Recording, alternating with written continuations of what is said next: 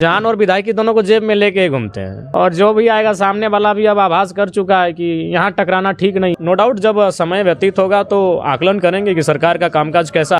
देखिए, धनबाद हमारी जन्मभूमि है। हालांकि चुनाव हम गिरिडीह और बोकारो से जीत के आए हैं। हमारा विधानसभा गिरिडीह और बोकारो की सीमा में पड़ता है, लेकिन मेरा जन्मभूमि मेरा धनबाद ही है और लिहाजा धनबाद को भी हमें देखना पड़ता है गिरिडीह बोकारो के साथ साथ। तो उसी क्रम में आज कुछ कार्यक्रम थे।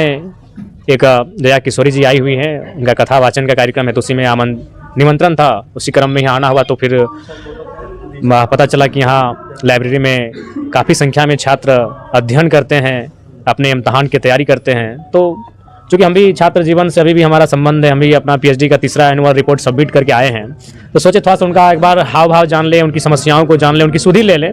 उसी क्रम में यहाँ आना हुआ और आने के बाद इनकी समस्याओं से अवगत हुए। क्या समस्याएं यहाँ पर मुख्य रूप से देखने को मिली? इनकी समस्याएं हैं जल को लेकर हैं, और चूँकि जब एग्ज़ाम नज़दीक आता है तो काफ़ी संख्या में छात्र जुड़ते हैं, तो इस हिसाब से थोड़ा सा इन्हें गैदरिंग काफ़ी ज़्यादा हो जाता है। तो वैकल्पिक कुछ बिल्डिंग्स वगैरह कुछ यहाँ से अगर बन जाता तो हमें लगता है कि और सुविधा हो जाती। तो कुल मिलाकर जो समस्या है उनको जान ही रहे हैं। उसी क्रम में आपका आगमन हुआ, तो आपके साथ ही हम लोग इनकी समस्याओं को जानेंगे और इनका निष्पादन करने का प्रयास करेंगे। विधायक पद मिलने के बाद से क्या बदलाव आया है पहले और अभी की अपेक्षा में? क्या बदलाव है और कैसे आप अभी काम करें अपने क्षेत्र में, खास करके लोगों को और खास करके युवाओं को आपसे काफ़ी ज़्यादा उम्मीदें हैं? नहीं, उम्मीदों पर तो हम लोग नो डाउट खरा उतर रहे हैं।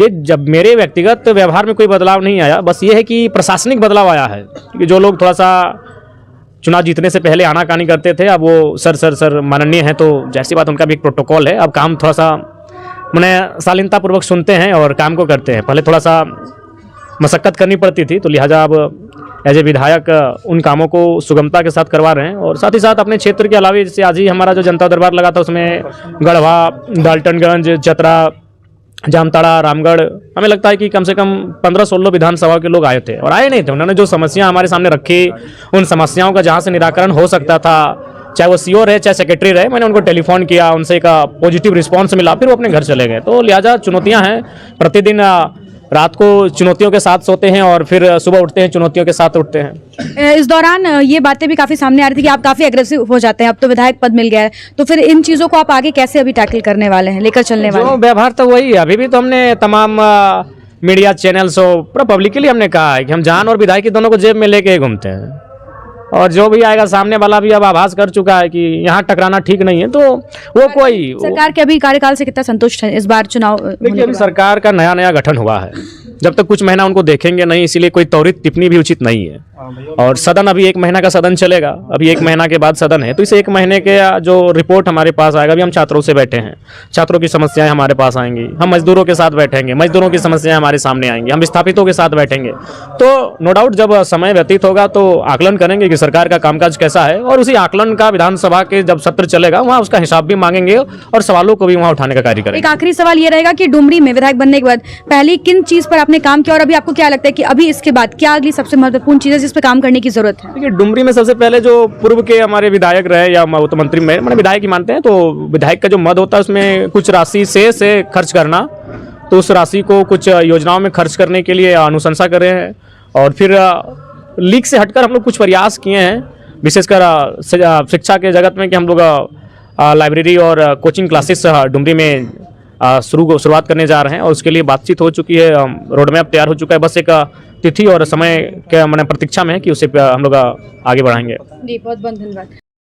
चला देखे जाब राजधानी में लागत मेला, चला देखे जाब राजधानी में लागत मेला, टूसू कर मेला लागत 11 जनवरी के, टूसू कर मेला लागत 11 जनवरी के, हो चला देखे जाब राजधानी में लागत मेला।